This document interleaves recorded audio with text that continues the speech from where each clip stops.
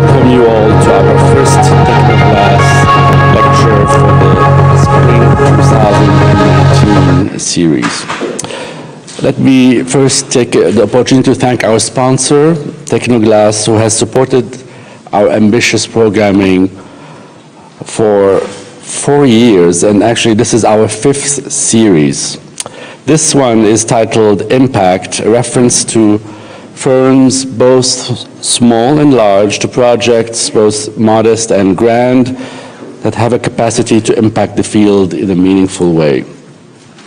I'm also pleased to announce that the AIA is now partnering with us to offer attendees 1.5 CEUs per lecture, so please remember to sign up with Win here if you are interested. Our guest speaker tonight is Michael Maltzan. Michael received a Bachelor of Architecture from the Rhode Island School of Design and a Master's of Architecture from the Harvard Graduate School of Design. He founded Michael Maltzan Architecture in 1995, a practice committed to the creation of progressive, transformative experiences that chart new trajectories for architecture, urbanism, and the public realm. The Los Angeles-based practice has developed partnerships across disciplines to integrate sustainability and architectural form, and is especially known for projects that intimately engage context and community. It has been recognized with 5 Progressive Architecture Awards and 42 citations from the American Institute of Architects. This must be a record of sorts. This body of work has been featured in international publications and museums worldwide that are too numerous to list. Let me just mention some of the exhibition venues: Museum of Modern Art, the Canadian Center for Architecture, the Cooper Hewitt National Design Museum, the Los Angeles Museum of Contemporary Art, the Vitra Design Museum, and the Carnegie Museum's Heinz Architectural Center, with an accompanying monograph entitled Alternate Crown. Michael's projects cross a wide range of typologies, from cultural institutions to city infrastructure. His multi-family residential projects completed over the past decade, including Star Apartments, New Carver Apartments, Crest Apartments, and One Santa Fe, have gained international acclaim for the quality of the architecture and construction, but also for their innovative social vision. These works, which had a significant impact, are the focus of Michael's most recent book, Social Transparency: Projects and Housing, published by the Columbia University Press in 2016.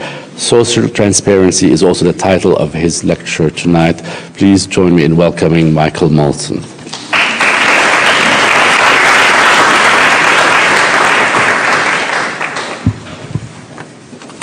Thank you. Thank you, Rodolphe, for inviting me and for the introduction. When Rodolphe asked me to speak in this lecture series, we talked about talking primarily about housing, which is what I'm going to do tonight.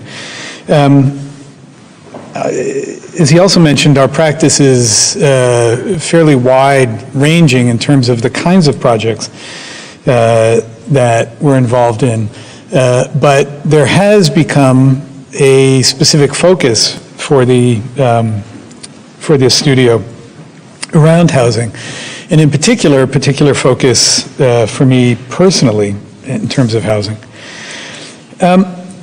I, like many architects who were raised in our generation in an architectural culture, saw housing as one of the fundamental typologies of modern architecture, a project type where architects strove to intertwine housing with the most progressive and optimistic approaches towards space, technology, ideas about living, and politics.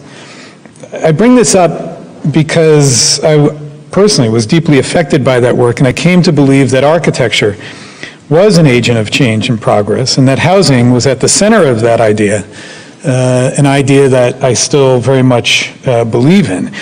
And yet, we also know these images in architecture which fairly or unfairly became icons of architecture's perceived role in the diminishment of the progressive possibilities of housing, and largely divorced from the complexities of the surrounding city.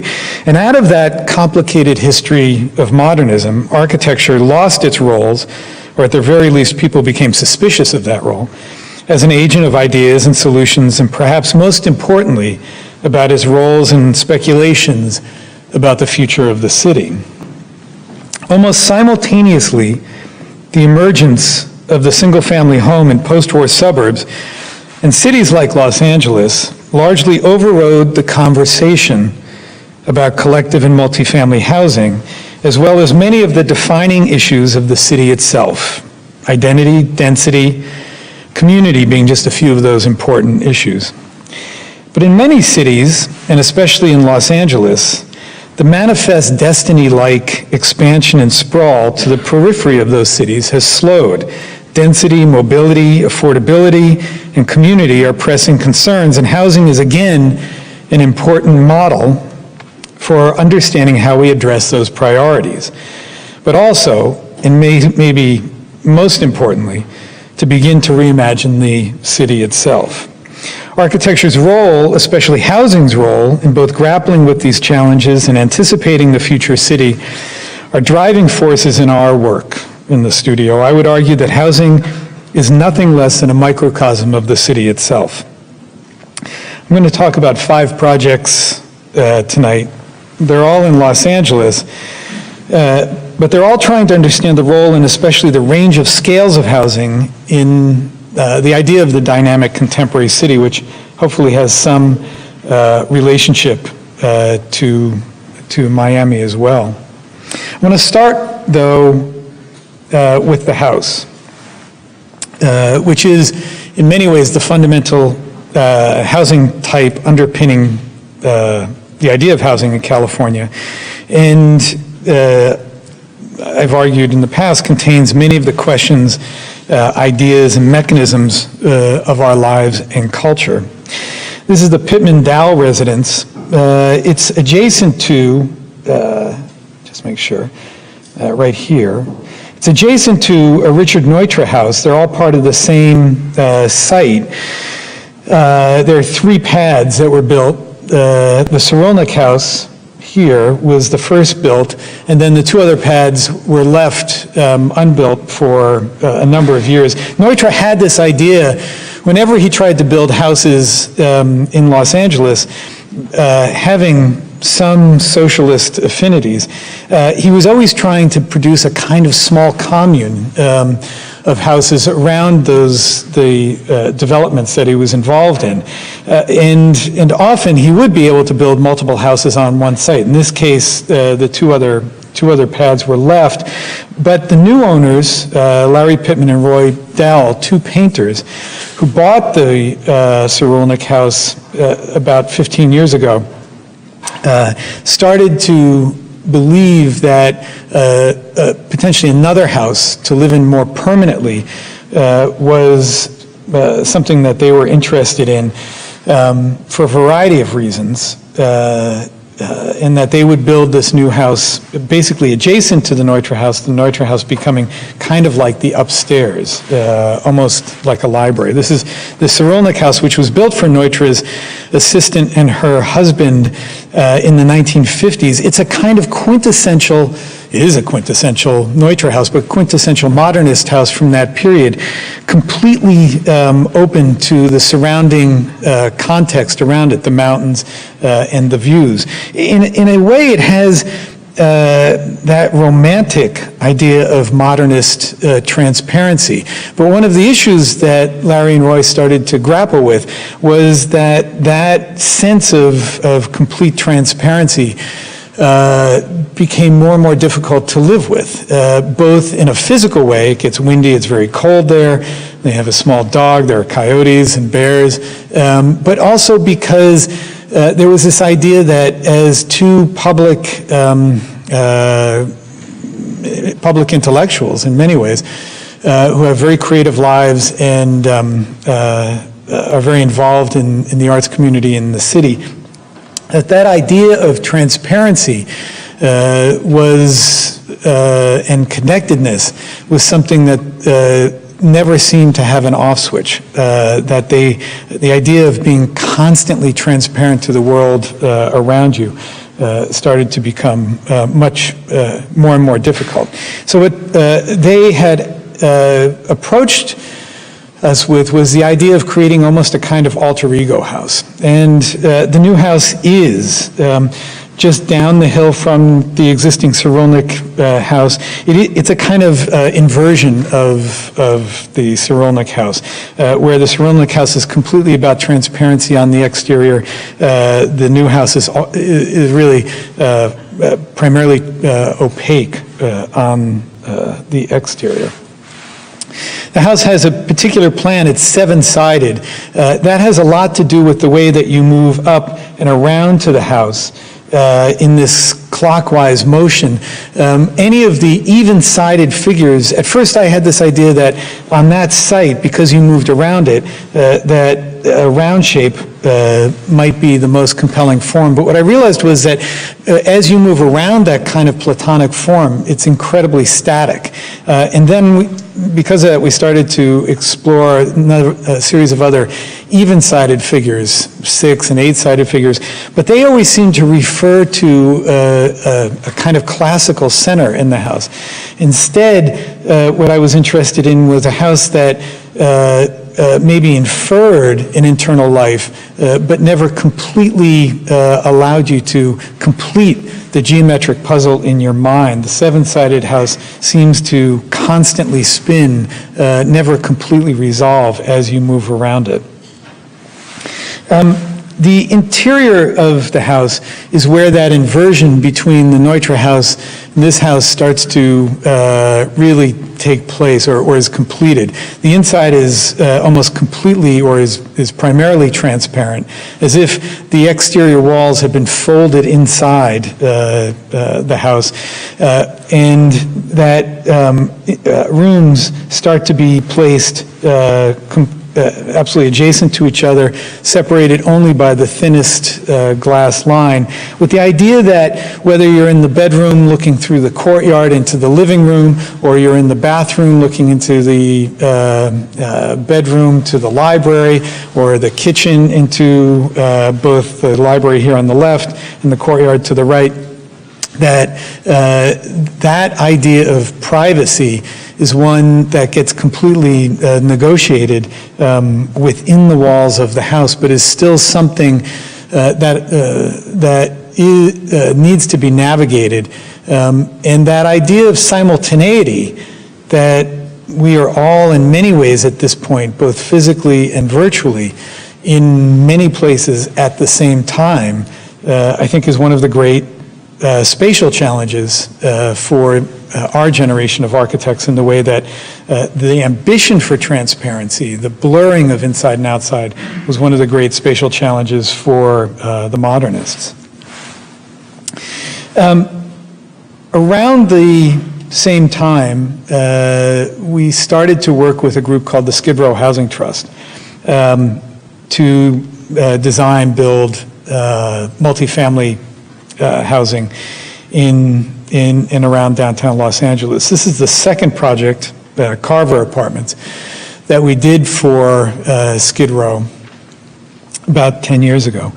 Skibrow approached us because they were changing the model of housing that they had been involved in, which was primarily to create transitional housing for homeless individuals, and transitional housing being housing that takes people off the street for a brief period of time, trying to give them some threshold, some ramp in which to reestablish connections with service providers, with medical, psychological treatment, to basically get their feet underneath them. The problem tended to be that because of the brevity of the amount of time that they were in those basically apartments or hotels, The challenges that existed back out on the street were things that constantly pulled them back out onto the street. So recidivism was very, very high. They were looking to change the model to something called permanent supportive housing, which is exactly what it says it is. These are permanent units. If you get one of these units, you can live there ostensibly for the rest of your life. And supportive in that the supportive services, as opposed to the individual having to go out into the city to try to find those services are brought into the building, both of which have the effect of starting to create real community. This project is particular because the first project and many of the projects that Skibrow was doing were on Skid Row itself, which is more in the center of downtown.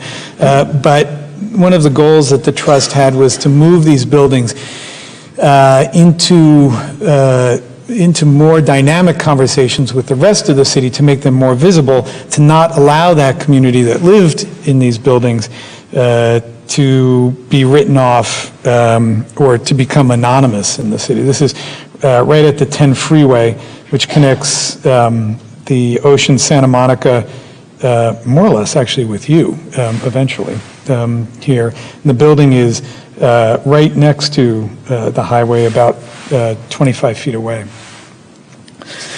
Not dissimilarly, at least at the ground level, the house shares some similar geometric ambitions as the Pittman Dowell house, which I just showed you. This building is on a very irregular site, basically a kind of pie-shaped site with the highway on this edge, alley on the back, and a street, cul-de-sac, dead ends, ironically Hope Street, at the building. Within the building, at the ground level, there are a number of those different parts of the program outside of housing. There's community kitchen, community garden, there's meeting rooms, there are service provider offices. But what's really in effect here is this sense that at that ground level that you can either get visually views through, kind of visual skewers through the building connecting across the site, or at least if you live there, physically be able to move across that ground level as if it's a kind of mini campus within the city. As you move, this is an image of the building as it's being built. On the ground level, all concrete, very similar to the kind of underneath of the infrastructure that's adjacent to it. And this was one of the qualities of the site that the trust was very interested in, this type of space that often the individuals who are eventually going to be living in the building end up in under the highway. And that connection between those two spaces was very much on everybody's mind. As you move up through the building, past the first floor, the form starts to change and it becomes more circular, but is also a real response to the proximity of the highway. Probably one of the biggest challenges we had in this project was the acoustics because of its proximity to the 10 freeway. And one of the things we began to find out was that every foot away from a sound generation source that you can get sees a commensurate drop in the decibel level, especially inside these units. And by basically curving the facade away, it had the technical benefit of starting to allow us to make quieter units and also to reduce the cost of the exterior skin, because cost in these types of projects are such a determining factor in terms of what you can provide for the individuals who live here. It also starts to create, from an architectural standpoint, a kind of kinetic relationship with the movement. I won't do this to you too many times, but kinetic relationship with you as you move by the building on the highway, as if the building is in a kind of dance or a type of animation with the movement of the cars as they go by on the highway. As you move up through the building, as I mentioned, the plan really does change.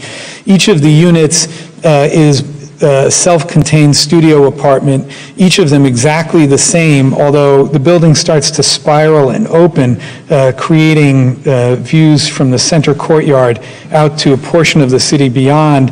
And it also has the effect, this kind of serrated form was less expensive to build, but starts to create a bit more of an individual identity to the units, to the individuals within the units, and even in minor ways starts to create very small thresholds at the front door between the courtyard, which is quite tight on the inside of the building and your apartment. Like much of the housing in Los Angeles, whether it's market rate housing or not-for-profit housing, the ubiquitous building material that we have to work with often is wood, coming out of the long trajectory of the single-family house construction type. And this building was no different. It's concrete on the ground floor and then 5 floors of wood with this center core of steel that performs many, many functions, deals with the seismic issues within the building, but also starts to deal with methane venting, because there is methane on the site, and takes all of the rainwater from the roof eventually down through. So it's a kind of multifunctional interior cage, which when clad creates this community space on the inside of the building that no matter how you move through the building, every time you come in or out of your apartment, you start to become a part of this semi-public community space. And that move to, with each of these fins, make them performative by taking the rainwater out or protecting the building from an earthquake structurally, or venting the building from methane so it doesn't blow up, is absolutely essential to trying to draw as much economy, as much architecture out of each of those elements. In a sense, we have this rule when we do these projects that we aren't always able to adhere to, but all elements need to try to do 3 things. There's this kind of tripleness to what we're trying to achieve with the different architectural elements. While the majority of the social spaces are on that ground level into the courtyard, there's some other important spaces, including the TV room and laundry room on the 3rd floor, which is at the level of the highway, and then this outdoor space on the roof, so that you, as the building spirals, you're also able to start to move up with better and better views of the highway. That laundry room and TV room is one of the most important social spaces in the building. And as prosaic as those functions are, putting it on the same level as the elevated highway was important, because it's one of those places where, as people are in the building going about their normal life, and as people are either driving by or more often than not stopped dead in traffic outside of the building, there's this just momentary opportunity for those 2 communities that are almost always anonymous from each other to see each other. And this is one of the places where the kind of strategy of architecture and the placement of different spaces, especially even more than form, I think can have an enormous effect on that kind of social and community strategy. This is looking up into that courtyard space. It's open on the top. It has the quality of becoming a kind of picture window to the sky. As the light of the sky changes over the course of the day, so does the color on these metal fins inside the space, so that it seems to be constantly shifting from a color and light standpoint, just as much as there is a great deal of movement within the building. The 3rd project that we completed with the Housing Trust. It's called Star Apartments. It's 102 units. The previous project was 98 units, Carver Apartments. 102 units, again, for the same community, formerly homeless, permanent supportive housing project. And this project is back on Skid Row. It is very much on the edge of the city. This is the kind of Skid Row neighborhood, and this is the city that most people know, and certainly the skyline that is even denser now since this picture was taken. The skyline that many people know. But I think what's really extraordinary about seeing it in this way is just how proximate what is one of the epicenters of the homeless problem in Los Angeles is to that downtown cultural and civic core. Star Apartments is probably the most ambitious architecturally of the projects that we've been involved with the trust on, taking on issues or trying to take on issues around density, adaptive reuse, which I'll talk a little bit about, and new construction techniques. Density was one of the first pieces of that equation. Density is not something which Los Angeles is normally known for. It's certainly not part of its identity or reputation. But increasingly, it's becoming one of the most challenging aspects of the city as it continues to evolve.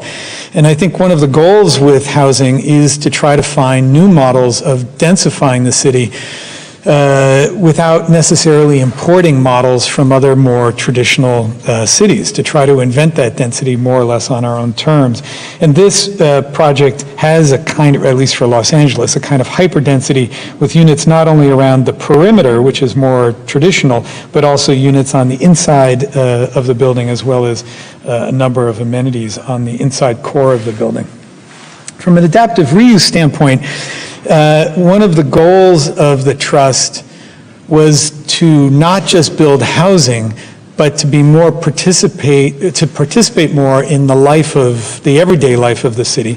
And for a long time, they had wanted to do, at the very least, ground floor retail, which is not a huge. It wouldn't seem like an extraordinary thing, but given the way that the money often comes, the subsidies for rent subsidies from housing departments come to these projects, you're not allowed to be in the retail business. The trust found a loophole, and that loophole said that if you have an existing building that has retail in it, you could keep that retail going. So they went out and bought this building, which they then asked us to make it the base of the building, which we did. For the most part, the concrete frame on the inside was reusable. There had been parking on the top, which we were able to tuck into the back of the building. The facade, the stucco facade, was largely, at least in my mind, sacrificial, and so we scraped that off. But that building became quite literally the base of our building, allowing the ground floor to be retail and participate more in this part of the city. But there was a pragmatic challenge to that, which was how do you start to build a building on a site that already has a building on it, and there's no place to really stage significant construction or to disrupt this dense part of the city, or very active part of the city, for any long period of time. We started to look at potentially building the project using more prefab or modular units, which is something we had looked at in the past. It wasn't so possible, but in this project started to become more and more possible. It means that we constructed this concrete tray, which then needles down in very surgical ways through the existing building to allow for that existing building to remain intact. And then the units came in and were stacked on top of that concrete tray, which you can begin to get a sense of both in this diagram, but also you can see the units being lifted off of the truck here, being put in place on the building. The units, because there's another piece of it, which I won't go into, but multifamily prefabricated units were not allowed in Los Angeles until this project, and so we had to negotiate to make this a pilot program in the city. But the upshot of that was that there were no manufacturers anywhere near Los Angeles who could do these projects, so the units were built in Boise, Idaho, and then trucked to the site. Once they got to the site, all the units got to the site, all 104 units were put in place in just a little over 3 weeks. So that it was a very rapid construction period. Each of the units is exactly the same. These are these miniature models that we made. The project was in the Venice Biennale this past summer. But one of the things we produced were these dioramas. These are only a few of them. 12 of them, of all of the units, absolutely faithful reproductions of the individual's units, down to each of the maquettes. Each of these dioramas are about this large, so they're quite miniature, and everything, the pictures that they have hanging in the space, and guitar collection and the vacuum cleaner, as a way of trying to chart the different personalities that these very similar units have given the life of those individuals.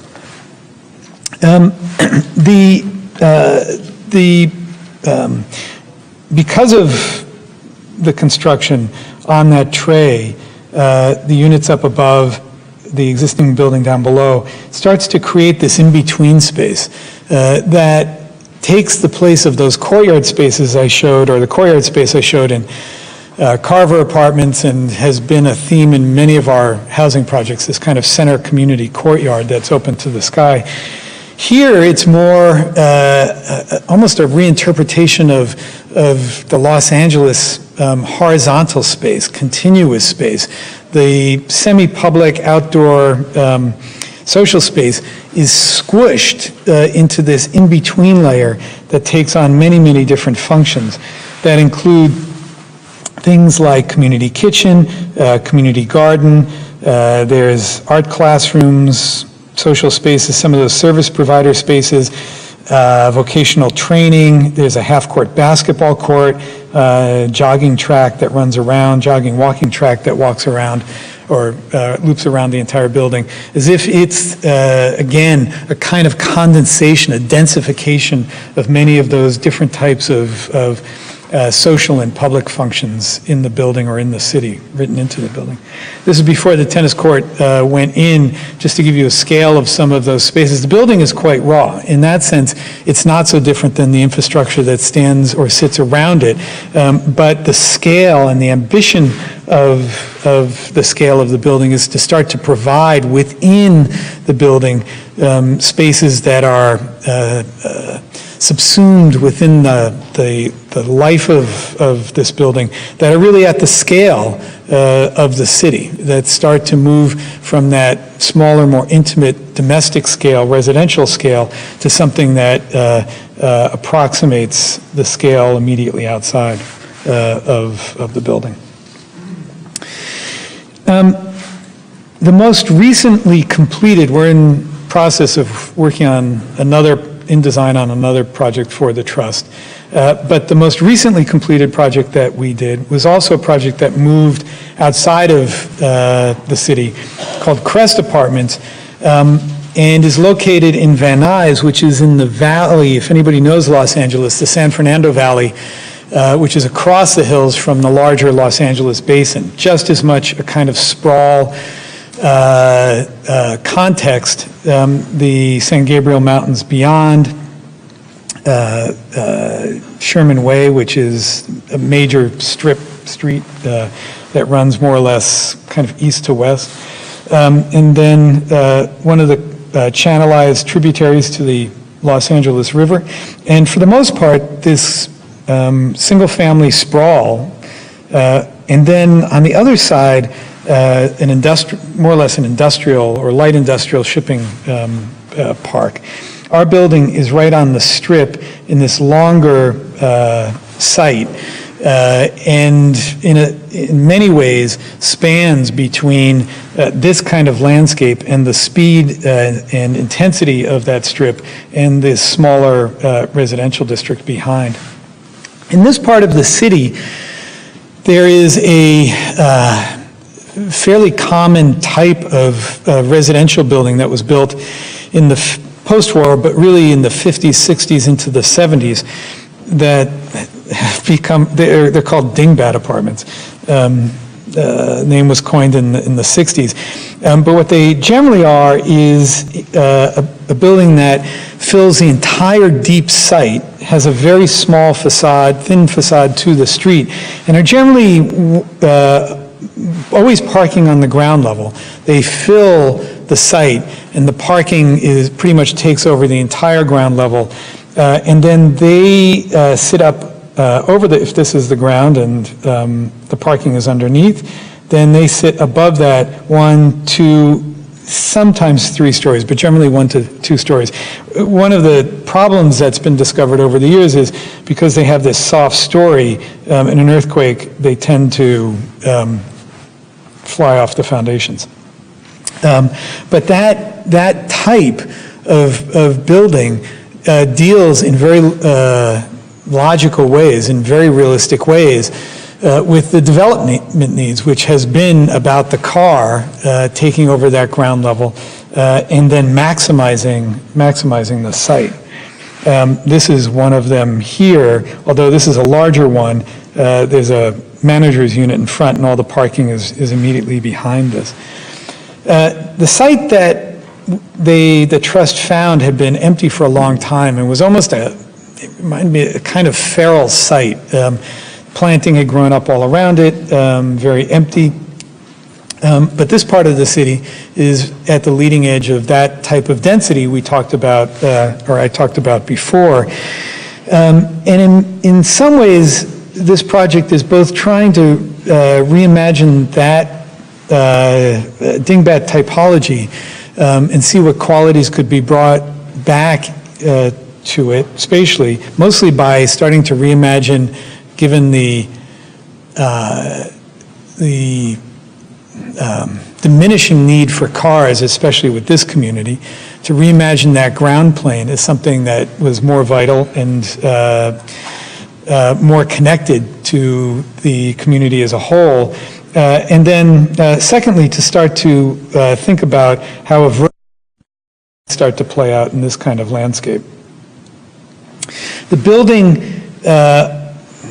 almost quite literally seems to float on columns, on pilotis above that ground plane. The ground plane, some of these photographs are quite early, but from a landscape standpoint, the ambition was to recreate that wildness or informality of the feral landscape, but using natural plants or native plants, excuse me. The building steps down in the front and to the back, and also has a kind of crescent in plan, which allows for a very pragmatic need, which is the fire trucks to come in and turn around and come back. So the shaping of the building was partially determined by this one very particular legal need. From the other side, you can see how the building starts to float up above. There is some parking that we've provided underneath, primarily for the service providers who come and work at the building. But very quickly, that landscape beyond the building starts to become much more naturalized.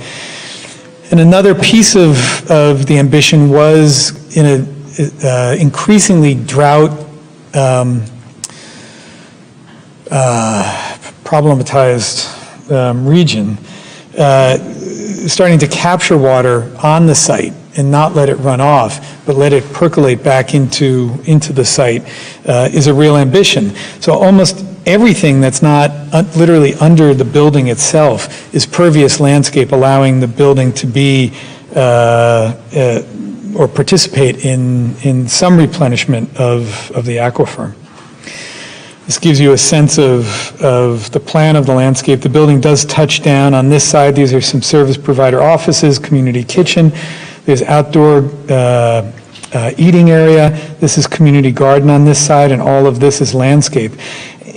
And what starts to happen is that arc of the building, even though it started from a planning standpoint, primarily because of the turning radius of the fire truck, started to create a building that opens up to the corners with landscape, and the building very purposely becomes a little bit more ambiguous, whether it's a building that is defining the edges of the site in a more traditional urbanistic way, or is it a building that is more floating in the garden, which is more part of the identity of Los Angeles. As it's grown in, that landscape has really started to take over. Most of the parking spaces, because they're not used but required, we also had planted with this turf block. That's the last indicator that there's a parking space there, and maybe eventually that'll grow over as well. Here you can see it from up above, and the scale change from the very, I keep wanting to draw on that scheme, from the significant vertical scale at Dingbat Apartment on this side, the single-family houses behind, and the way along this edge the building changes its scale from quite low, gets taller at the center, and then down again towards the back, which is a kind of reverse of your normal expectation of density on a site. Most of our projects for the Trust have been single-loaded corridors around a courtyard. So if there's a courtyard, the units sit basically around that. There's a walkway on the inside. And the goal there is to turn that experience into the reestablishment of a kind of social connection for the individuals who live in these units, very often on the street, created quite separate, internalized lives. But every time you come in or out of that courtyard, you become a part of that community. On this site, we didn't have that possibility. To get the number of units we needed, it had to be a double-loaded corridor, which we made much wider than normal, so that these spaces, every time the building shifts along that crescent shape, so at these shift points, they widen out, often have open views to the outside. The corridor is completely unconditioned and open to the air, providing a series of these almost in-between semi-social spaces that are a part of or an extension of that larger social space on the ground floor. There are two different unit types, both the same size, but in this case, two different unit types. Very simple, clean, light-filled. Because of the stepping of the building, we're able to get two windows in each of the units on two walls, which doesn't seem like a big thing, but it has an enormous effect on the ventilation and the quality of light in those spaces. These are some of those views from the outside the corridor. One of the things that is become thematically consistent in a lot of our buildings is this use of color as a kind of material. The major material of the buildings are stucco plaster, but color has become an important part of the sensibility of the building. And in many cases, color is painted in one part of the building, and then over the course of the day starts to reflect on the other surfaces, creating almost a fugitive cast of color that is quite dynamic and variable over the course of the day. The goal being for those spaces and your connection to that color and the material and its reflection and its variability to not be that different from the way that we often talk about or think about the qualities of more traditional materials. The last project I want to touch on tonight is a project called One Santa Fe. It's the largest of all the housing projects we've done, completed a few years ago. If a number of the other projects are distributed around the city and are smaller in scale, one of the goals there has always been to almost think about how in a city you can have a series of smaller projects that have some relationship to each other and maybe create a new map, or they create a scale of influence by their commonality and their relationship to each other, even if they're quite small. It's a way of thinking about large impact of projects, or thinking about smaller projects as a larger project in the city. One Santa Fe is completely the opposite. Its quality is in many ways that it has a kind of giant scale, that's being tested in a quite large metropolis. You see the building out here. SCIARC, Southern California Institute of Architecture, the school here, former railroad depot, is right next to the building. It used to be the longest building in the city. The LA River is immediately adjacent to the building. And then downtown, Skid Row is over here. And then Boyle Heights is just across the river. And Boyle Heights is now really the center politically in many ways, as well as culturally, of the Latino community, which is the majority community in ethnicity in Los Angeles. And so this building sits as a kind of threshold along those edges, cultural edges of the city, but also the river and the train tracks that run along the river.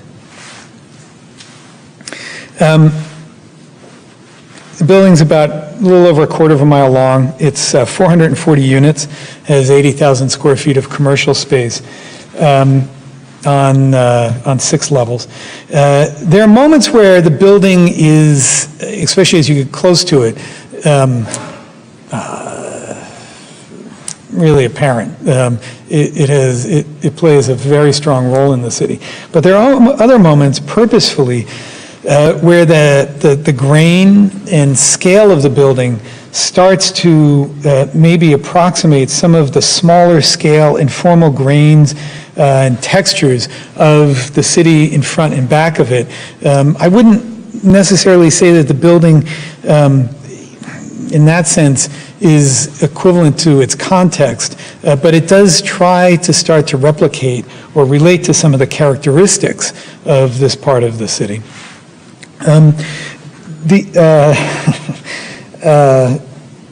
This question of scale, I think, is an important one in cities, because it's one of the places where I believe architecture has both the ability and maybe even responsibility to start to talk about its role as urban design.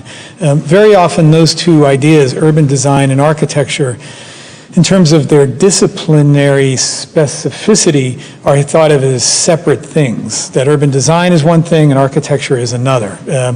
And that difference is very often because buildings are one scale and urban design is thought of as a completely different scale. I think it's imperative on architecture in these kinds of cities to try to find ways of making architecture work at a scale where it starts to blur that distinction between urban design and building, and starts to take or work with or invent or address some of the characteristics and mechanisms that urban design often starts to work with. In that way, you're able to actually build ideas about urban design through the architecture at the speed of architecture as opposed to the speed of planning. Not dissimilarly to Star Apartments, which is a new building palimpsested, placed or layered on an existing building. One Santa Fe doesn't do that exactly, but there are moments visually where you start to see the ambition to almost imagine this as a kind of layered urbanism, not vertical, but horizontal, creating that density on top of different scales and layerings of the city around it. This is actually SCIARC, just immediately adjacent to it. Programmatically, the building works very much that way. There's ground floor commercial across the entire site. On this part of the site, there's parking underground, but on the thin portion of the site, there's a building behind it that's a railway maintenance building. We couldn't dig down, so parking happens on 2 levels above, basically on the second and third level above the retail space. And then depending on whether you're above parking or in this, there's either 3 or 5 levels of residential above it all, a kind of urban Neapolitan sandwich. It doesn't matter what scale it seems like we work at. The building technique tends to be technology tends to be very similar, because the business models for these projects are completely based on this idea of wood frame construction. And the contractors and the trades that work or have worked from the post-war period in that material. So even if a building is a quarter of a mile long, it's very often built in the same way, with the exception of, in this case, the parking garage and that ground floor of retail. What's interesting here is that it's the first building I've ever been involved in, because of its length, where we didn't build from bottom to top, but built from right to left, basically south to north. And the building is at such a scale that people were moving in to the building on that south side before the north side was even finished. It was a kind of assembly line, but on site.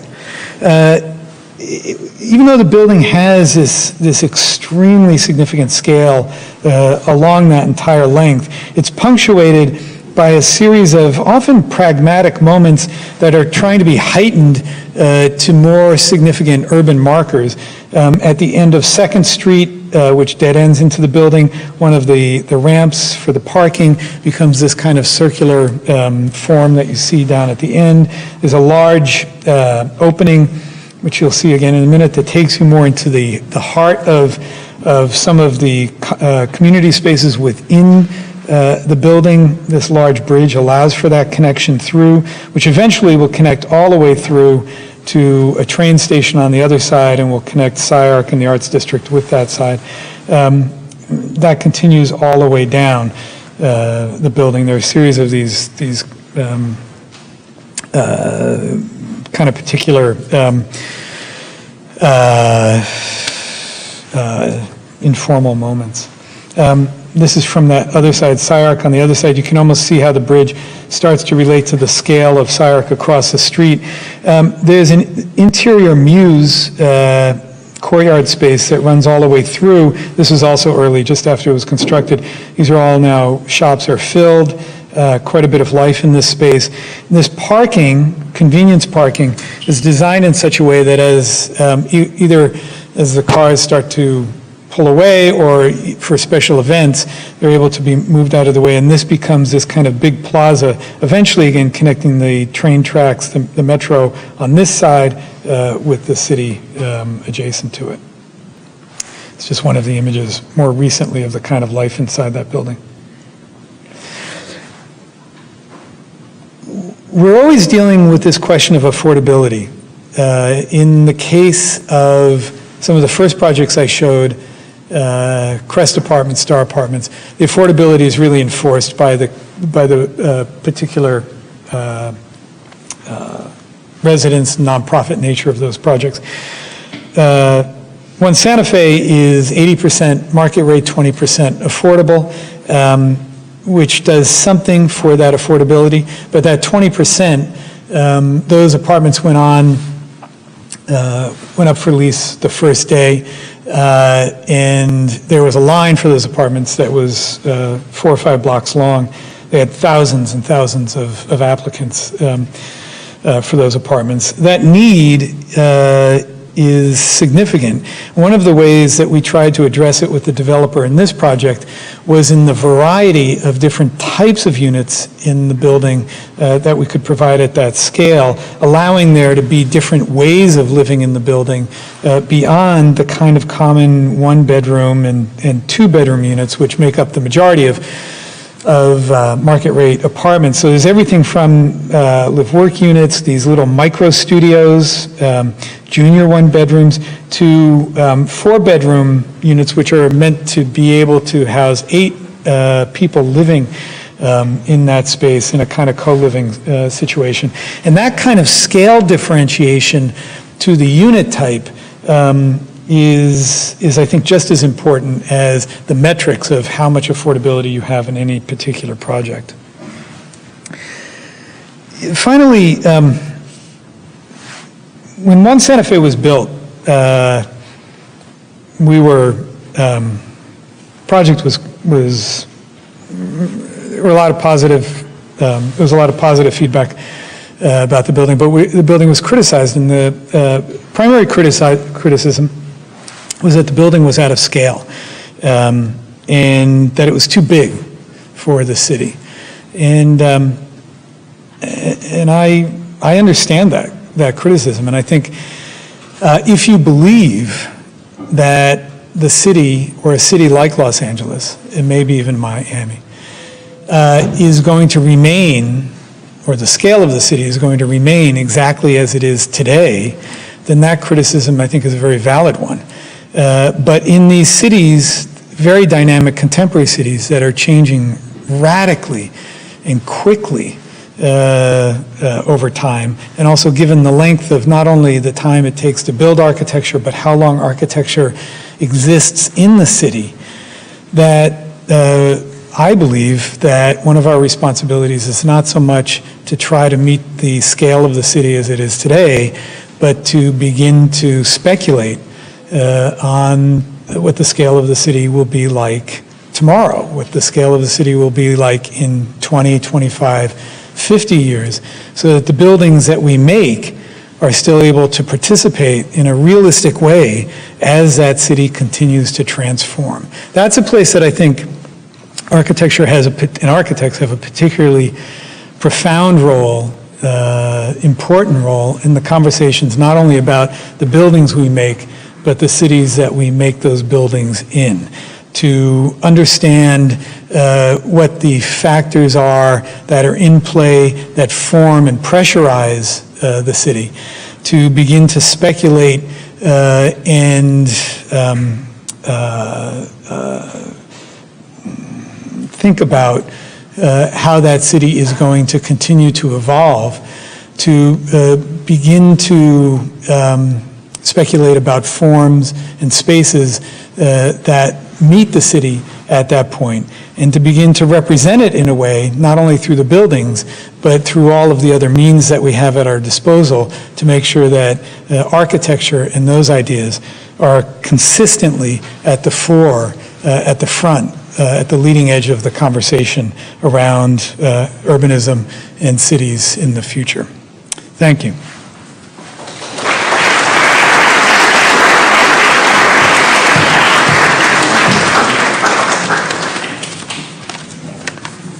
This is when we shift to a more conversational part of the evening, and we usually, a couple of us faculty, initiate the conversation with you, and then we open it to the audience. Sounds good. I'm game.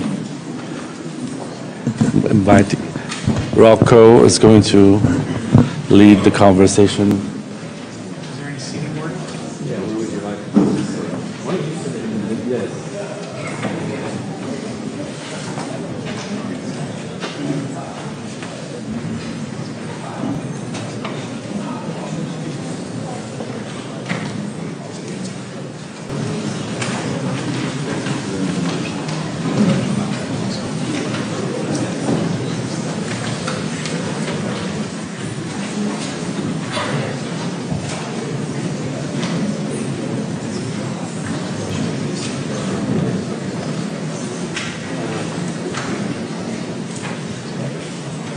Can everyone hear me?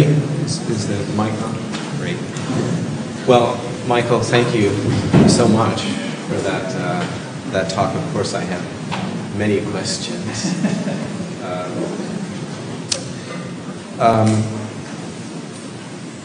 I think one of the things that comes out of the work, and I think you've talked about this a bit, is the one of the most important questions for housing in general, and maybe LA is a perfect example for a place to look at this question, but is the relationship between the individual versus the collective. That obviously social housing has that built into it, the question of the collective, but could you elaborate a little bit more about what you mean by that, about talking about the individual versus the collective as a housing issue? Well, I think for the city, those two constituencies have have to exist. They sometimes exist in a less easy way, but they have to exist simultaneously as a part of the city, as a part of a kind of healthy, vibrant, progressive city. In a city like Los Angeles, for many years, certainly post-war, which is when a lot of the city changed significantly, and that extraordinary sprawl to the city, based primarily on the single-family house, that's when that really took off, and that became so much of the physical quality of the city. And the challenge at that point, not only with the house, but mobility primarily around the car,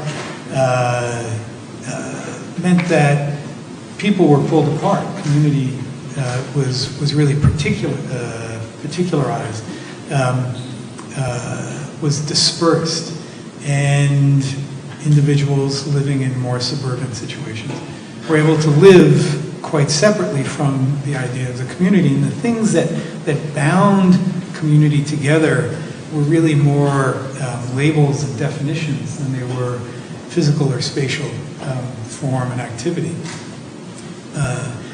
But again, as density has made that more and more challenging in cities, but also resource issues and sustainability and mobility, economics have changed in cities. And I think generationally it's changing as well. There's a greater focus on how, the reality of individuals living more collectively, and what does that start to look like? How do you start to renegotiate that in buildings and spaces? I think for me, that's one of the things that is so interesting about working in a place like Los Angeles. And I mentioned our ambition to not import models from other cities, but to look at the city and try to evolve it with this question in mind. Because, for instance, one of the underlying characteristics of living in Los Angeles that isn't going to go away anytime soon is that people have this idea that they're going to live in a single-family house and they have a backyard and they have a private out. They have some connection to the outside and they have outdoor space. Even when you start to create more collective living, denser living, that expectation, that ambition, that identity to the city isn't changing. So how can you start to write the ambition of the individual into this new collective form? I think that's where, from an architectural standpoint, I think that's where invention lies, is putting them together and understanding that it's not easy to repair that relationship that was ripped a long time ago apart, but the tension of putting them back together again is a place where there's an enormous amount of architectural possibility. Let me elaborate on this. Do you think then that tension is reflected formally in the work, in the way that there is an attempt to articulate the individuality of the unit in relationship to the whole? Like, for instance, that may explain the jagged kind of contours of the building, which actually deny the possibility of smoothing over the individuality of the unit. Can you elaborate on that? That's exactly right. It's been that's been something that in each successive project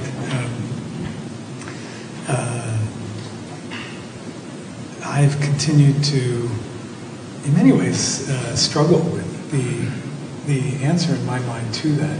In the beginning, I was more interested in the individual being more visible on the exterior of the building, primarily by formally breaking the building down into a series of unit-sized forms. But I got concerned with that when we did Star Apartments, the prefab, the modular project. And for two reasons. One, I was concerned that when the modules went in, that if we could have put the skin on in the factory. And I don't know if you noticed in that image, they just had the building waterproofing on. The plaster went on afterwards on site. That was very conscious. We could have put the exterior cladding on in the factory. But I was concerned that if we did that, that the units would look like mobile homes or like containers. And I thought that was saying something about that particular community that was wrong. I was very cautious about that. But secondly, I thought that unifying all of those individuals with a more common material, a more common facade, spoke more to ultimately the ambitions for community than specifically the individual. I don't think I have I don't think I can say I believe one. I don't think I have an answer to which is more correct. But the tension that I'm referring to is probably more the tension each time of trying to figure out what that right balance is. And correct me if I'm wrong, it seems that tension that you build in the project is always something that unfolds or is discovered dynamically in in the movement around the building rather than something that is always displayed as a static condition. But this big is very much invested in that kind of relation between the unit and the whole, but it is not something that changes as you move around the building and where expectations are kind of contradicted by a more picturesque discovery of the building. That's absolutely right. Now, that has some relationship to my other work as well. But is even more specifically in this work, I think you can communicate your ambitions to talk about the individual and the community, collective, however you want to describe it, through the form of the building. But maybe the most powerful way of creating that connection is through experience. And that dynamic of both people within the building, residents within the building, as well as people moving around in the city, connecting to the building, starts to create a connection through that shared experience.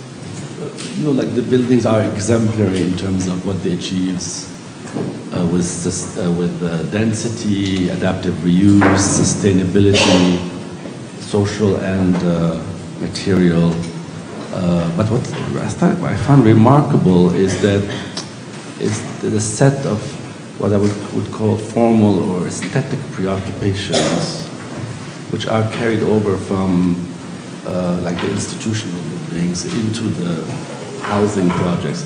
The assumption is that when you're dealing with housing, those considerations, the aesthetic projects that went this way is muted in favor of more pressing issues. But it seems like you are unwilling to relinquish. No, completely. Yes. Completely. That we've been consistently criticized from the beginning.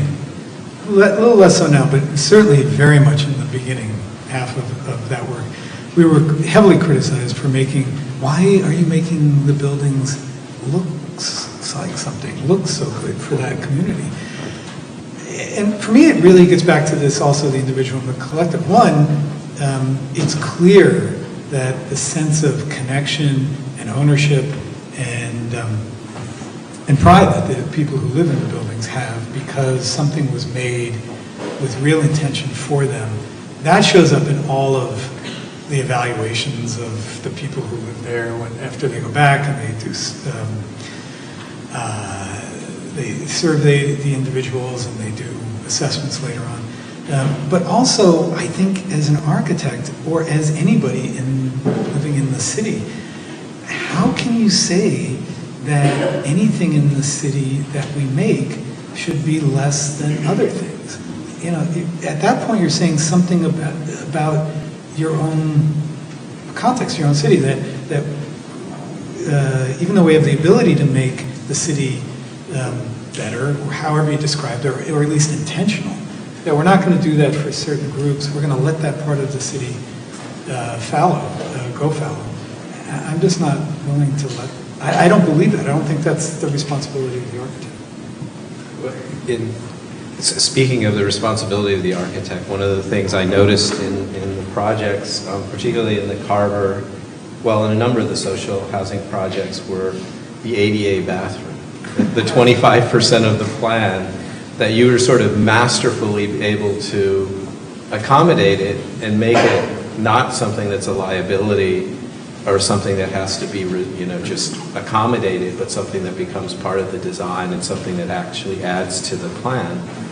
That, and also I would say the window, I mean, you started talking a little bit about it with Carver, the public spaces in the Carver project where the, let's say the laundry space is visible from the highway looks in, the people from the building look out, that the windows are given the same kind of individual attention, that even though it may be one type, they're never treated, even in the Santa Fe, they're never treated as a repetitive pattern, but always given some sense that you're looking into something and somebody else is looking out in an unusual way. I do think that there's a lot of that sense of the identity of the building through that, through the windows, and the intention of that back and forth relationship.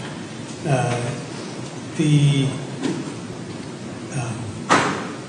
can't believe you noticed the ADA bathrooms, because if there is one thing that I am going to continue to fight, to work out, is how to deal with this, because literally from the time we started our very first project to working now, the ADA bathrooms, for very understandable reasons, have continued to grow. But the challenge is that the unit sizes, because of the economics of the buildings, the unit sizes can't change at all. So it's this thing that continues to grow on the inside of the unit to the point where really it's, in many cases now, as big, or if not the biggest space in the entire unit. And in this latest project we're doing, we started with the ADA bathroom. Literally, that's the first thing we started to design, because I'm going to crack this puzzle.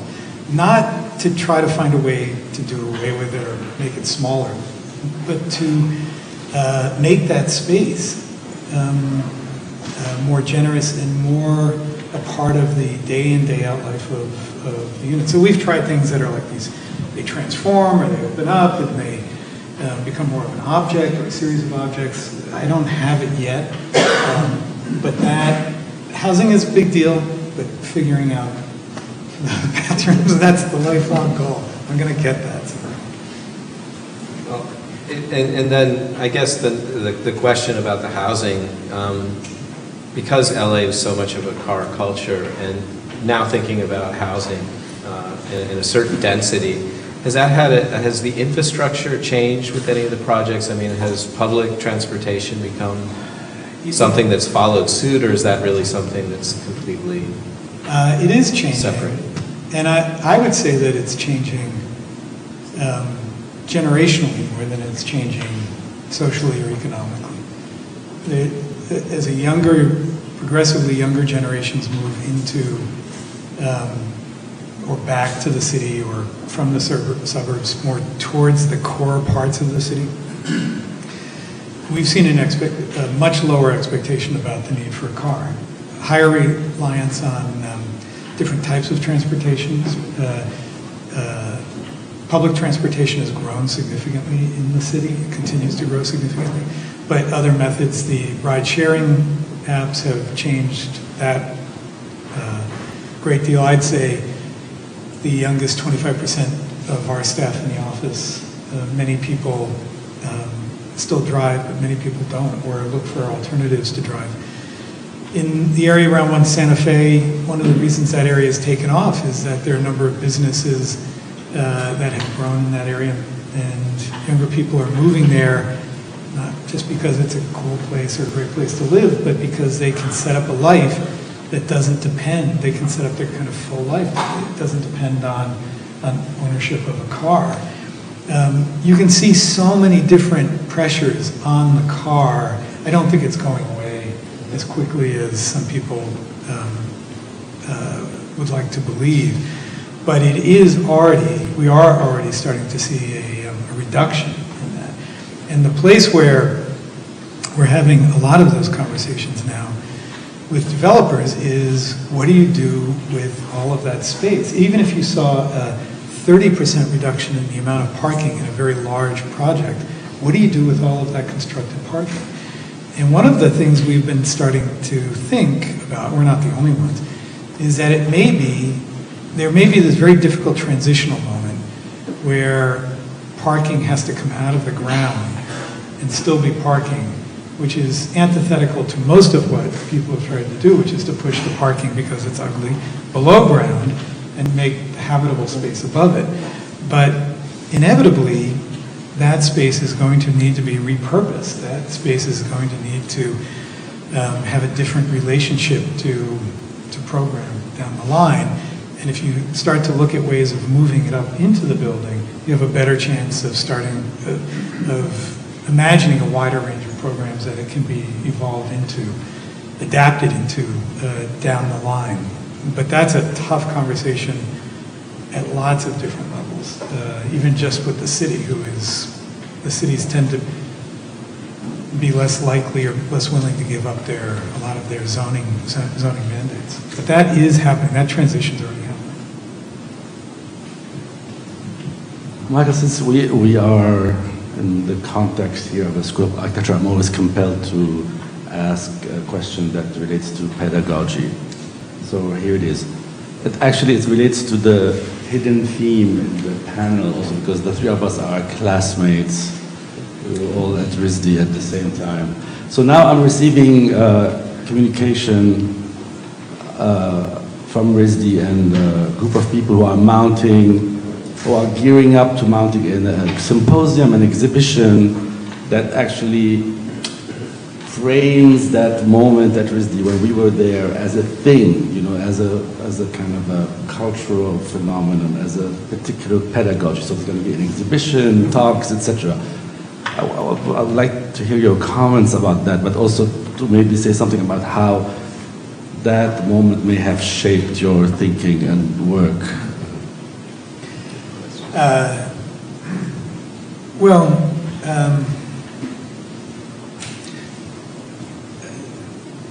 I'm aware of the symposium and all work, and I'm really curious to see what kind of form that eventually takes. But I think it's an indication that that was a very dynamic moment at that school.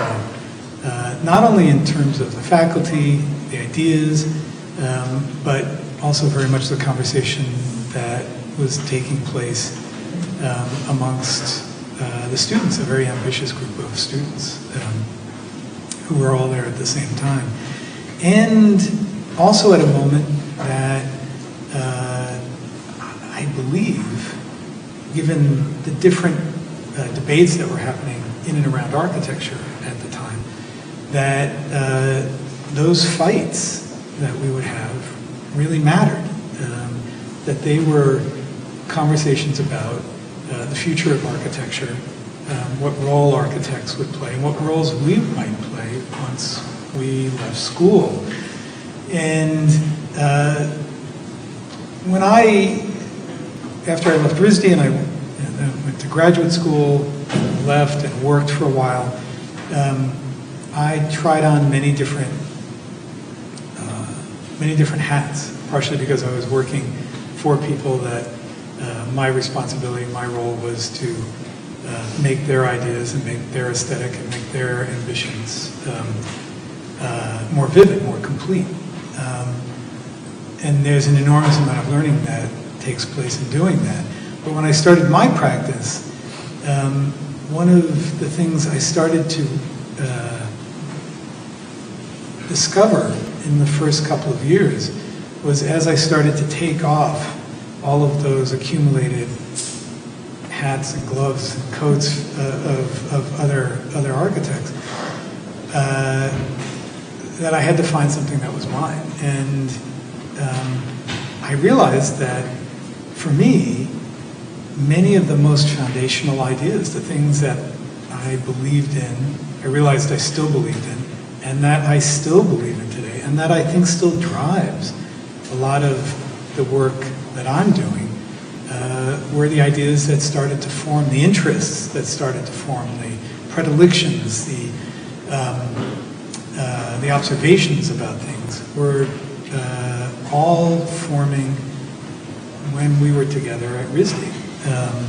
And that's an important thing to realize, that on one hand, not to pressurize yourself as a student to think that you have to invent your entire future at this moment, but to also realize that that the context that you're in, and that your colleagues, and that the range of ideas that you're immersed in will likely form the armature of your thinking going forward. I can vividly remember one of your projects, which was Let's start telling stories about a Michael. leaning tower. Yeah. And which was, I remember because how you described it as something that keeps changing and mutating geometrically as you move around it. So I'm really struck by how the more recent work, like decades later, still resonates with that idea from that remarkable project that I remember. Yeah, I could add to that, since now's our time to talk about what Michael was really like. I remember your interest in Richard Serra's work, and it's very clear to me when you look at even some of the work you didn't show, some of the work that you did for the sort of inner city classroom buildings, art education buildings, how much of your work in school about really understanding space, perspective, capturing space is really still a part of your work now. So you sort of took the best of all of that, and that still appears in the work here. That, I mean, one of the things clearly that could be descriptive of LA's experience is the sort of dispersal of space and sprawl and spreading and sort of lack of limits of the city, but you've managed to capture that in the work in very interesting ways, I think, in all the work, and I think that that's evident. Well, those, many of, again, those fascinations, in that sense, I've never, finding those particular things that seem like they're certain ideas that are not really solvable, but that are profoundly interesting to you, are some of the most important ideas, because you'll never probably resolve them completely, but they're the fuel that makes you keep wanting to investigate how you could do it differently in the next project. And I think that's true. You know, those, I see those connections. Not always literally, sometimes afterwards, but it's still very much the kind of internal intellectual argument that I'm having with myself as we're working through the projects in front of us. See, now is the right time to hear from the students, or maybe not students.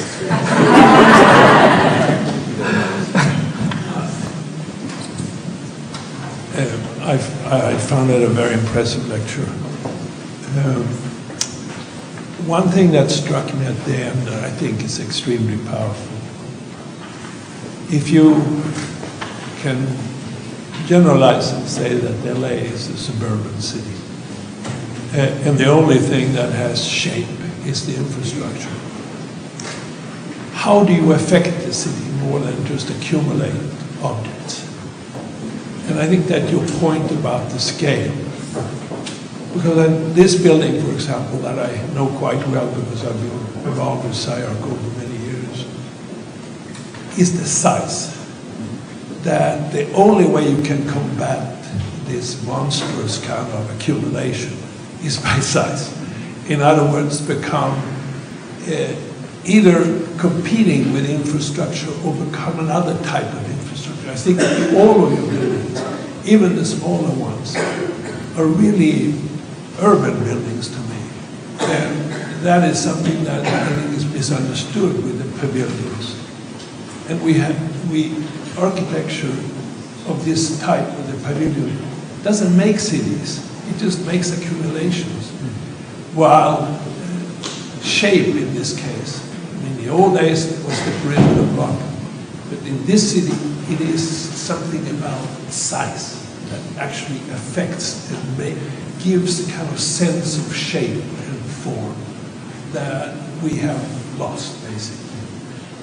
And I think that's very powerful. And you kind of build up to it, and all little pieces of information add up to this sort of new algorithm. Because I think in some way it's a real epiphany about what to do with places like this. So, great stuff. Thank you. I appreciate that, Lars. Thank you.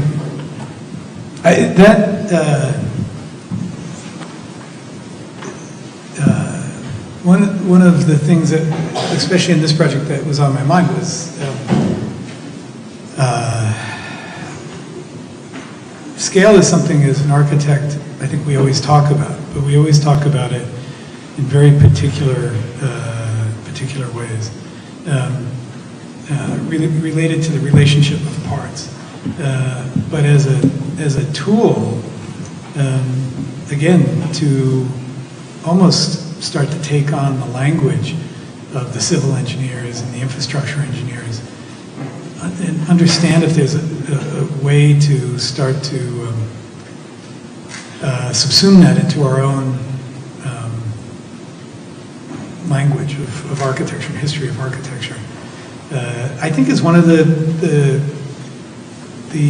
ways of challenging how architecture evolves in cities like Los Angeles, where it's in many ways unlikely.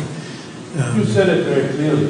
It is the confusion of architecture and urban design. I think that's a false confusion that is very unfortunate.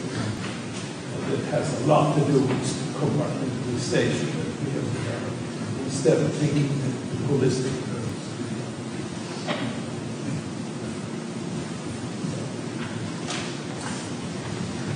I have a question. Hi, Michael. I'm Ken. I'm not busy alone. So, my question, it might be a two-part question. The first question deals with these post-war public housing projects that are at the epicenter of architecture in the 1950s and 60s, with Richard Meyer doing his first project, housing project, that was cold, brutalist in some aspect, but it was detached from the public sphere, because they were so deep, they were almost like alcoves. And so we see that still happening here. Like, you have that same mimicking of these huge housing projects in California as well. So what does one do when you propose such a monstrous project like the one Santa Fe, and who's criticizing like this project as being like really large, and who are they comparing it to? Like, if you got those kind of critiques, and looking forward, I'm just trying to look forward. What's going to change from these little mid-social spaces that don't do nothing, that just levitate the feeling of being alive for like a couple of minutes, and then after that it just fades away? And what can an architect do, I'm sorry, to look forward to that? What do you do after one looks at that? And then what happens after? Like, what happens after like that glass building, right? The project housing becomes a glass building. Everybody gets it. What happens after? does that issue die completely? Have we solved it because we made a glass box and everyone has that mid-social space now? I didn't completely understand the second part of the question. Yeah. I think I understood the first part of it, but I can't tell if you like what we did or don't like what we did, which it doesn't matter. You cannot like it. No, That's, just to that's piggyback on what you said you received a lot of criticism, like, and I got that from your projects. I feel like you are very cutting it, like, at the frontier, and that's why you get those criticisms. But I'm talking about like how that hasn't changed from just like a mid-shift from an apartment giving like an aperture of a garden to what it could be like after. I'm not sure. I'm still seeing those 1950, 1960 public house projects. in our work or just in general? Well, it's the work of the School of Architecture lecture. Because Bernardo Forprezia was here 2015, and he lectured about a project that he did. That is one of my criticism about you is that some of your projects look familiar, like to other projects. And like another person who has lectured here was Bernardo Forprezia from Arquitectonica. And he did that Bronx museum that kind of looks like a little bit of your project, that housing project that looks like a cap, like a capsule cap, and it has like those nice views from the side. So what do you do about that? What do you say about that when your project looks like somebody else? Is that a more clear question? What do you do? What do you say when somebody's project looks like? You can take this one. It doesn't keep me up at night. Hopefully, as an architect, your body of work is what defines your approach to architecture, as opposed to any one individual project. And that body of work, if you feel confident about the line of thinking that continues to evolve in that work, I think you can feel confident about the work itself. If there are certain themes that continue to that are similar between different architects' work, especially generationally, I also think that isn't something that should surprise us. Partially because we share a history, we share a culture of architecture. We certainly share knowledge of the other forms of architecture and other work that's going on out there. But it's that shared language through the history of architecture that we're all a part of that I think is important. And in places where there are connections and similar ideas or maybe even similar forms, I think we can expect that points to maybe some validity, a rightness to those forms or to those ideas. You can get into an argument about the personal language of architects and everything. It's not something I think an awful lot about. So, wonderful lecture. Big fan of your work. This is a bit of a softball, but one that is needed because we have a lot of our first year students that are in the back of the room. And we're sort of going through this process of teaching them different methods of practice and different ways that we can observe and sort of absorb architecture. And while I know that your presentation is talking about the social project you've completed recently, but could you very quickly explain to a lot of our students that are here sort of your means of process and working through those projects, and if it's been the same consistently from your days at RISD all the way through now? None of the housing, even though I spoke specifically tonight about housing, we don't have there's not a separate housing department, there's not a separate group that does that work. It's completely integrated, it's part of all of the work. And I think the other types of projects we do influence the housing, and the housing influences those other projects. They all influence each other, especially around issues of cities and urbanism. Each project starts in generally a fairly similar way. The office is really invested in modeling the forms physically. So we do a lot of physical, three-dimensional modeling. There's a lot of digital modeling that goes on parallel to the process, but the primary tool for the building still tends to be the physical model. It's extremely important to me. It's extremely important to the way that we talk about the work in the office. So those ideas, the initial idea can come from many, many different places. It can come from an observation about the site. It can maybe come from an idea about the program. It can maybe come from a historical idea that I'm interested in, somebody's interested in the office. It's not so much important where the initial idea comes from. It's just it's more important that that idea is the kind of starting point, the launching point to go forward. I think John Cage, and I'm paraphrasing terribly here, but he said something like, when confronted with the impossibility of start anywhere. And I sort of believe that something will allow you to put a first mark down or a first form down. And then if you stick with it, inevitably you're reacting to that. And that back and forth conversation that happens in a drawing, in the physical model, on the computer, however you're producing the project, begins to build and form. And that eventually, I think, gets enough veracity, enough density to the form and the idea that it can start to stand on its own.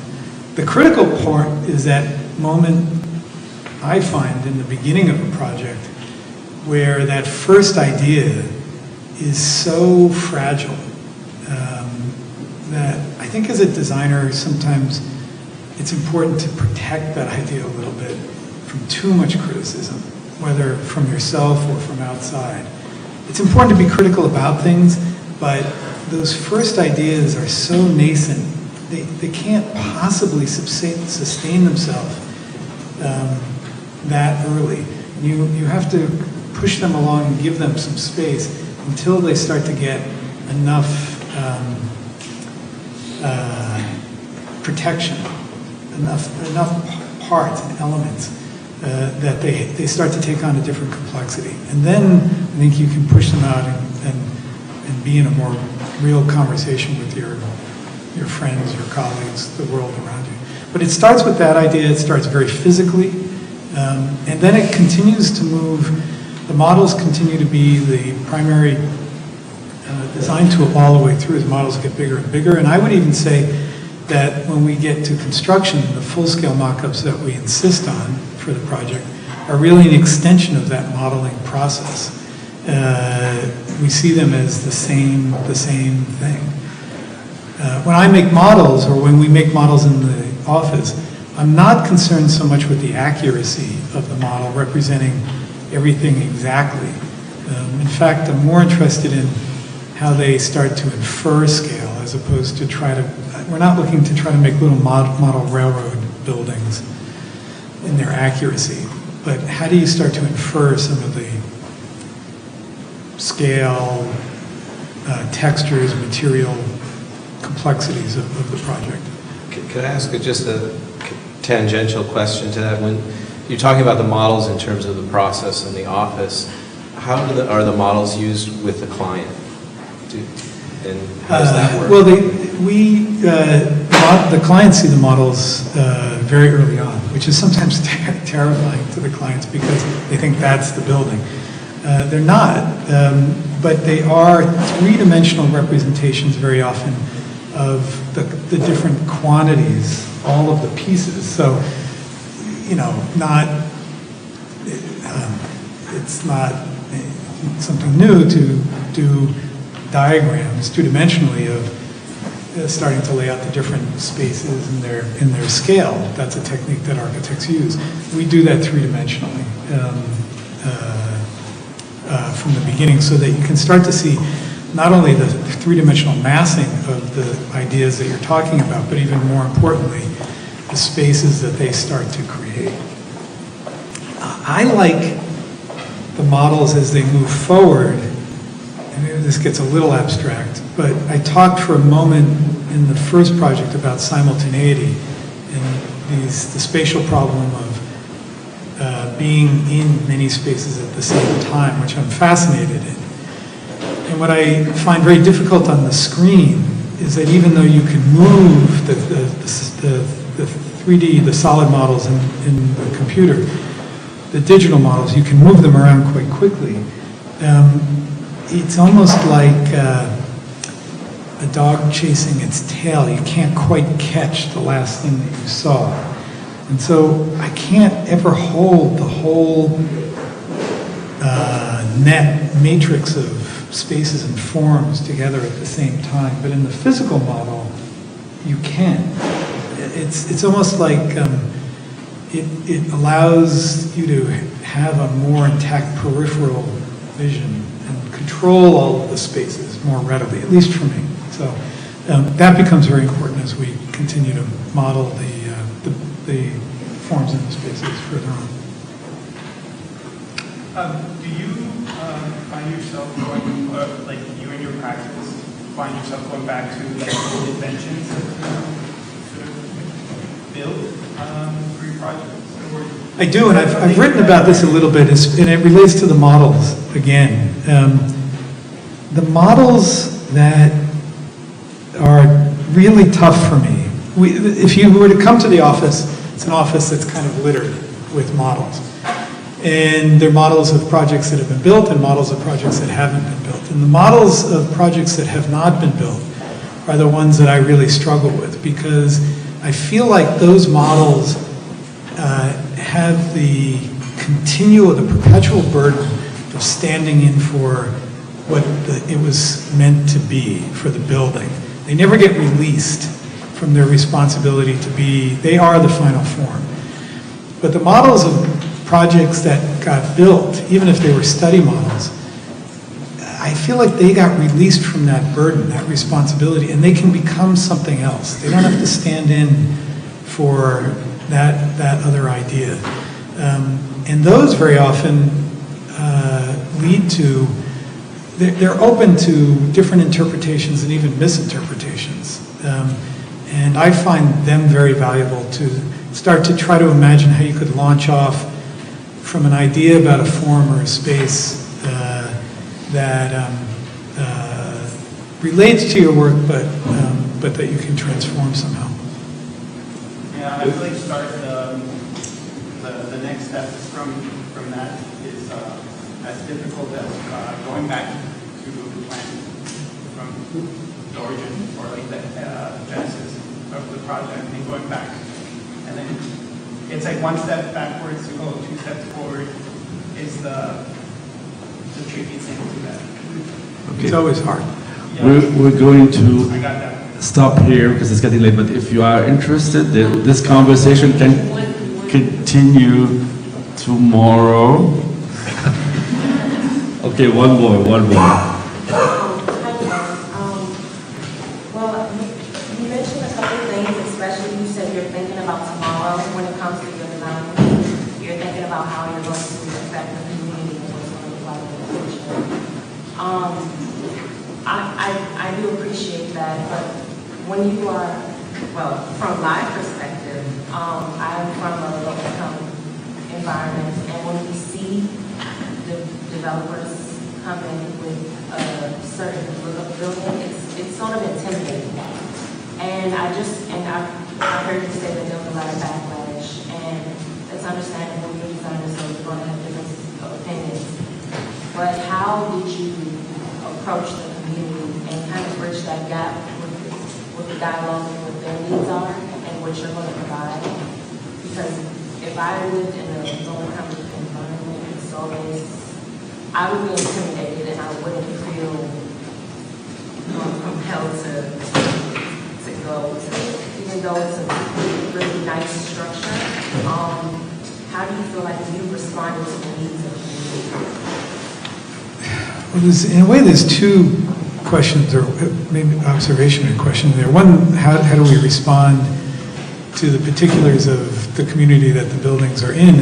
And that happens in a number of different ways. Very often there are a series of very public conversations with that community.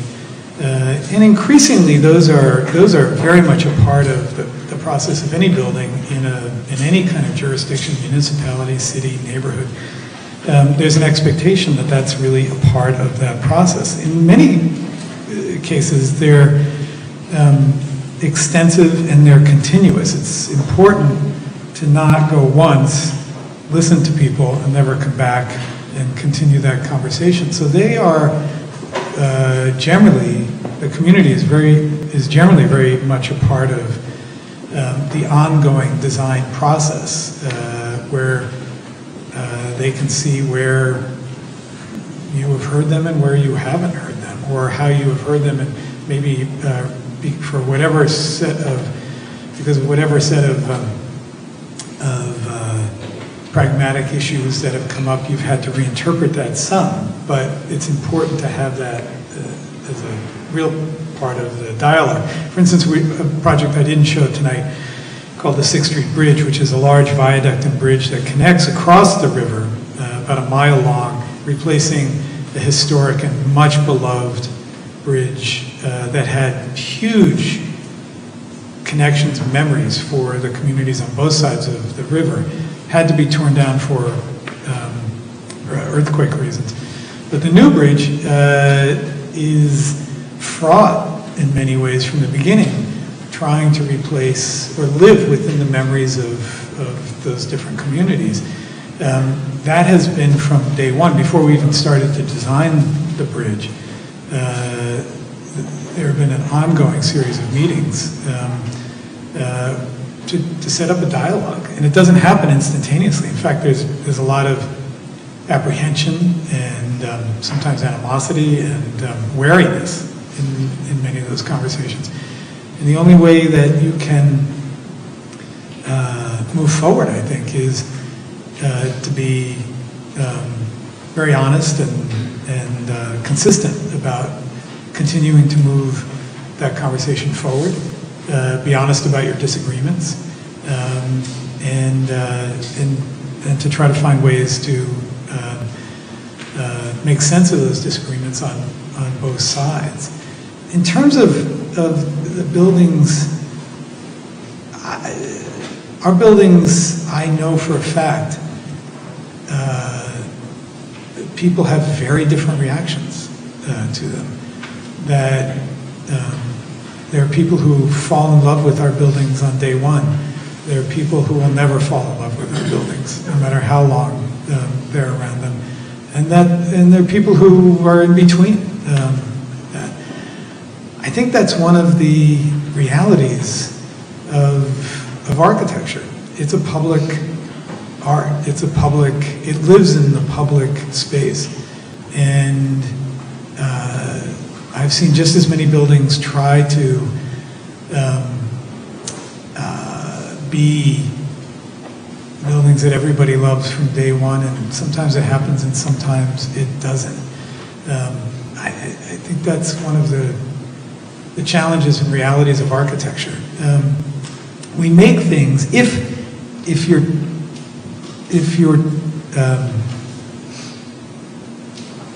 truthful about the process and believe in what you do and are open about what you do and are open about the dialogue of what you do, what you're doing, how you intend to do it, and what you did, and you're criticized for that, I think that's part of it, and probably not a bad part of it. The architecture that shies away from being a part of the conversation, sometimes even being the instigator of the conversation, in my mind, is stepping back from some of the responsibility architecture has. Cities only continue to thrive and grow and have a future because we're willing to have a debate about what that future is. And buildings, for better or worse, are very often the terms around which we have those debates and those conversations. And that means not everybody's going to agree. I think that's okay. Thank you very much. Like I said, the conversation continues tomorrow with a presentation titled Work-Life Affordability and Accessibility for Artists at the Bake House complex tomorrow at 6:30. So please join us there if you're interested in it. Thank you.